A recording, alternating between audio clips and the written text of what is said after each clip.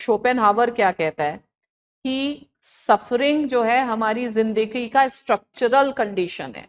ये नहीं है कि आपकी जिंदगी में कभी कभी सफरिंग आएगी, आपकी जिंदगी में बहुत सारी सफरिंग आती जाएगी, लेकिन अब बहुत सारी सफरिंग क्या हो चुकी है, हमारे लिए नॉर्मल हो गई है। ठीक है, जैसे मेट्रो में चलना, लाइट ना होना, आसपास गंदगी देखना, हमने वो सब सफरिंग्स को नॉर्मलाइज कर लिया है, वो अब हमें सफरिंग नहीं लगती। ठीक है, लेकिन सफरिंग क्यों होती है, उसके लिए शोपेनहावर क्या कहता है, सफरिंग जो है वो ह्यूमन विल के कारण है। ठीक है, और ह्यूमन विल जो है वो परमानेंट है, मतलब जैसे कॉन्टिन्यूअस है। विल का मतलब है हमारी डिजायर कॉन्टिन्यूअस है, तो हमारी एक डिजायर फुलफिल होती है, फिर हम एक दूसरी डिजायर के लिए चलते हैं। तो जब हम दूसरा कोई गोल लेते हैं, अगर हमारी लाइफ में गोल ही नहीं हो तो फेलियर ही नहीं होगा। तो लेकिन हमारे अंदर डिजायर्स है, इसलिए हमारे अंदर गोल्स आते रहते हैं। अब गोल्स आने से सक्सेस और फेलियर की प्रोबेबिलिटी है, और ये मान के तो आपको चलना पड़ेगा कि फेलियर की प्रोबेबिलिटी ज्यादा होगी।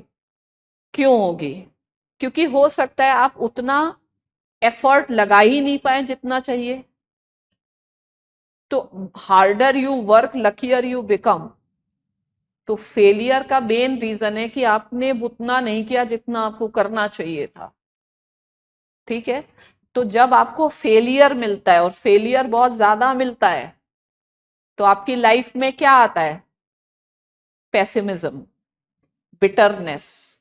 ठीक है, तो कुछ लोग उस फेलियर से सीखते हैं, कुछ उस फेलियर को ओवरकम करते हैं, कुछ उस फेलियर से ओवरवेल्म हो जाते हैं। तुम लोग किस में हो अभी यहां सुनने के बाद? है ना? वरना बैठ के रोते रहते। पहले रोते थे, पहले भी थे तो अच्छी बात है। तो अब ये सब फिलॉसफी जिसको पता है उसको वैसे ही कभी मेंटल टेंशन नहीं होगा, क्योंकि वर्च्यू इज नॉलेज। ठीक है,